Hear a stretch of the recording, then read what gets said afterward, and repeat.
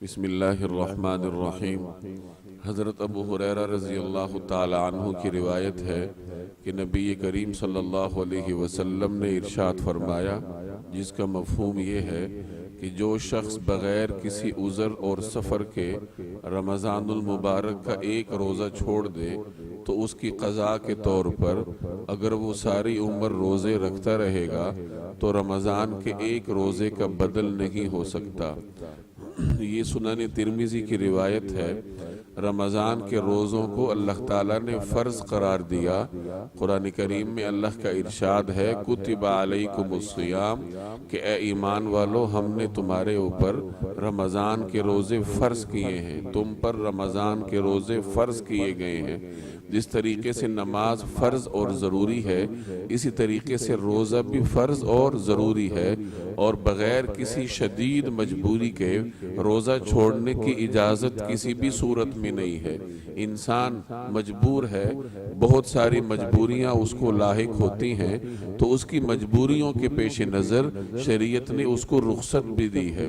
قرآن کریم میں اللہ کا ارشاد ہے، فَمَنْ كَانَ مِنْكُمْ مَرِيضًا أَوْ عَلَى سَفَرٍ فَعِدَّةٌ مِّنْ أَيَّامٍ أُخَرَ، کہ اگر تم میں سے کوئی مریض ہے، روزے کے دوران اگر کوئی شخص مریض ہے یا سفر پر ہے اور مرض اور سفر کی وجہ سے روزہ نہیں رکھ سکا تو وہ روزہ نہ رکھے اور رمضان کے بعد قضا کر کے اپنے روزوں کی تعداد پوری کرے۔ اب سفر سے کیا مراد ہے؟ تو فقہا فرماتے ہیں کہ سفر سے مراد سفر شرعی ہے، یعنی 77 کلومیٹر کا سفر جسے شریعت سفر سمجھتی ہے۔ اگر کوئی آدمی اتنی مسافت کی سفر پر نکلے تو اس کے لیے روزہ چھوڑنے کی اجازت ہے۔ اب آگے اس کی دو صورتیں ہیں کہ بہتر کیا ہے، روزہ رکھنا چاہیے یا نہیں۔ شریعت نے رخصت تو دی ہے، لیکن آگے انسان کے لیے بہتر کیا ہے؟ تو اس میں یہ یاد رکھیے کہ اگر سفر مشقت والا ہے، جیسے شدید گرمی میں آپ کسی غیر آرام دہ گاڑی میں سفر کے لیے نکلے ہیں، دور دراز کا سفر ہے، تو اس میں بہتر یہ ہے کہ انسان روزہ نہ رکھے، کیونکہ ایسی صورت میں اگر روزہ رکھے گا تو اپنے آپ کو ہلاکت میں ڈالے گا۔ اور اگر سفر تو دور کا ہے لیکن آرام دہ ہے، جیسے ہوائی جہاز کا سفر ہے، یا اور انسان خود فیصلہ کر سکتا ہے کہ میرا یہ سفر آرام دہ ہے یا نہیں۔ اگر سفر آرام دہ ہو تو اگرچہ روزہ چھوڑنے کی اجازت ہے، لیکن اس میں بہتر یہ ہے کہ انسان روزہ رکھ لے۔ یہ تو سفر کی تفصیل ہے۔ اب مرض کو دیکھ لیجئے کہ کس مرض کی وجہ سے شریعت نے روزہ چھوڑنے کی اجازت دی ہے۔ اگر کوئی ایسا مرض ہو جس میں انسان کے لیے روزہ رکھنا ممکن ہی نہ ہو، ڈاکٹر روک دے کہ اگر تم روزہ رکھو گے تو تمہیں نقصان ہوگا، تو ایسی صورت میں وہ روزہ چھوڑ دے۔ اب اس کی قضا کا کیا حکم ہے؟ تو اس میں ذرا تفصیل ہے، سمجھ لیجئے۔ مرض کی دو قسمیں ہوتی ہیں۔ ایک مرض وہ ہوتا ہے جو عارضی ہے، جیسے کسی کو بخار ہے تو ختم ہو جائے گا، یا کوئی اور مسئلہ ہے جو عارضی ہے کچھ دن کے لیے اور بعد میں ختم ہو جائے گا، تو ایسے مرض میں قضا کرنی پڑتی ہے کہ 3 دن اگر رمضان میں بخار رہا، تیز بخار، اور مجبوراً وہ روزہ نہ رکھ سکا تو رمضان کے بعد وہ 3 روزے بطور قضا کے رکھے گا۔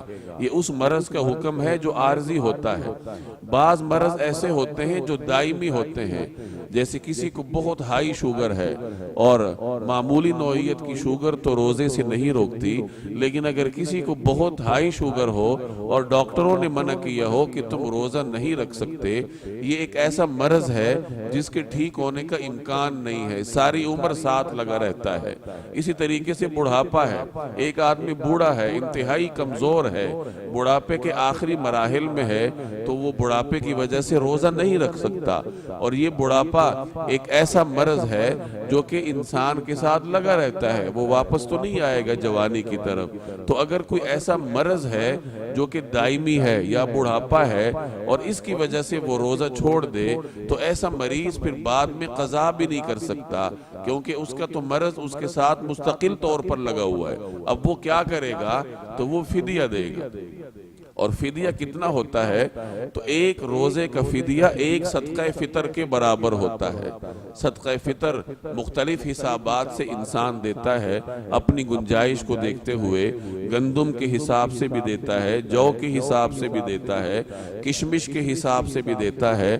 تو اپنی گنجائش کو دیکھ لے اور اسی کے مطابق پھر طے کرے کہ میں نے کس کے مطابق اپنا فدیہ دینا ہے۔ تو ایک روزے کا فدیہ ایک صدقہ فطر کے برابر ہوگا۔ اگر اس نے 30 روزے چھوڑے ہیں تو وہ 30 صدقہ فطر کے برابر اپنے رمضان کے روزوں کا فدیہ ادا کرے گا۔ اللہ تعالیٰ مجھے اور آپ کو سمجھنے کی توفیق عطا فرمائے۔